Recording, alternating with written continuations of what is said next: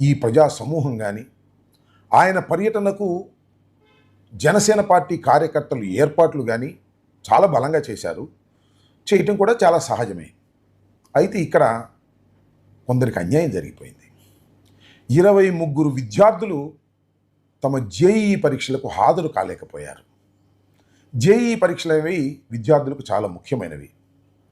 ఎన్ఐటీలో కానీ, త్రిబుల్ ఐటీలో కానీ, ఐఐటీలో కానీ దేశవ్యాప్తంగా సీట్లు సాధించుకోవడం కోసం ఈ ఇండియా లెవెల్లో ఈ జేఈఈ పరీక్షలు జరుగుతాయి. దానికి చాలా శ్రమపడి ప్రిపేర్ అయ్యి ఈ ఎగ్జామ్స్కి హాజరవుతారు. ఫలితాలు వస్తే మంచి సీట్లు ఎన్ఐటీలోను, త్రిబుల్ ఐటీలోను, ఐఐటీలోను వస్తే వారి భవిష్యత్తు కూడా చాలా బాగుంటుంది అనే ఆశతో తల్లిదండ్రులు పిల్లల్ని చదివిస్తారు, ప్రిపేర్ చేస్తారు. ఖచ్చితంగా నిన్నటి రోజు పరీక్షకు వెళ్ళవలసినటువంటి విద్యార్థులు సకాలంలో పరీక్షలకు వెళ్ళలేక 23 మంది వెనక్కు తిరిగి రావాల్సి వచ్చింది.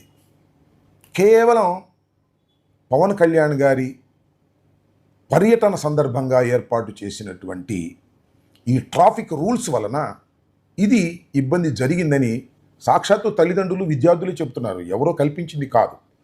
8:30కి ఇక్కడికి రావాలండి టైం యాక్చువల్గా. కాకపోతే మేము 8:32కి వచ్చామండి. ఈ 2 నిమిషాలు కూడా ఏంటంటే మాకు ఇక్కడ ట్రాఫిక్ ఆపేశారు రెస్ట్రిక్షన్స్ వల్ల. పవన్ కళ్యాణ్ సార్ వస్తున్నారని. సో ఇప్పుడు పిల్లలకి ఎగ్జామ్ సెంటర్కి ఎంటర్ అవ్వడానికి 2 నిమిషాలు తేడా వచ్చింది. 2 నిమిషాలు సెంటర్ తేడా రావడం వల్ల వీళ్ళు సెంటర్లోకి అలౌ చేయలేదు.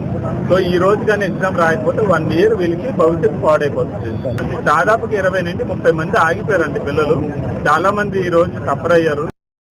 అయితే ఎమ్మటే పోలీసు వారు రంగంలోకి దిగి అదేం కాదు, మేము ట్రాఫిక్ రూల్స్ అసలు పెట్టలేదు, చాలా ఫ్రీగానే ట్రాఫిక్ ఉంది, పైగా పవన్ కళ్యాణ్ గారు దిగే టైం వేరు, ఎగ్జామ్స్ టైం వేరు, ఎగ్జామ్స్ టైం చాలా ముందు, అయినా కూడా విద్యార్థులు సకాలంలో రాలేకపోవటం వారి తప్పిదమే అనేటువంటి ఒక స్టేట్మెంట్ కూడా ఇచ్చి